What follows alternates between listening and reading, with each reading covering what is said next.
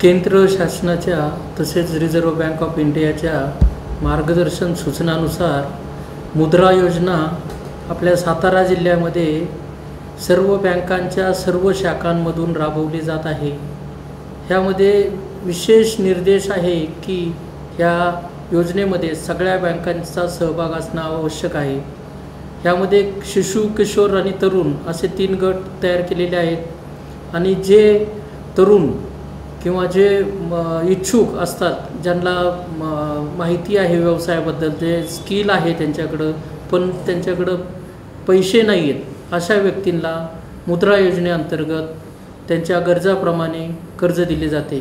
ह्यासाठी प्रत्येक स्तरावर, राज्यस्तरावर किंवा जिल्हा स्तरावर किंवा तालुका स्तरावर बँकांच्या वेगवेगळ्या कमिटीज आहेत।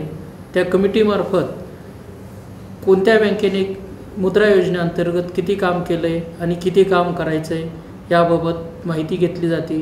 आणि बँक ऑफ महाराष्ट्र ही सातारा जिल्ह्याची अग्रणी बँक असून आम्ही प्रत्येक तालुक्यामध्ये प्रत्येक बँकेचा रिव्ह्यू घेऊन त्याचा सगळी माहिती माननीय जिल्हाधिकारी सातारा यांना सादर करत असतो आणि त्याचा रिव्ह्यू डिस्ट्रिक्ट लेवल कन्सल्टेटिव्ह कमिटीमध्ये घेतला जातो।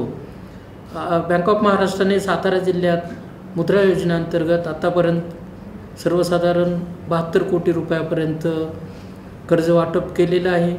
यासाठी आम्ही जागरूकता मेळावेसुद्धा घेतलेले आहेत आणि यापुढे ह्या योजनेअंतर्गत जे उद्दिष्ट आहे ते साध्य करण्यासाठी आम्ही सर्व शाखांना सूचना दिलेल्या आहेत।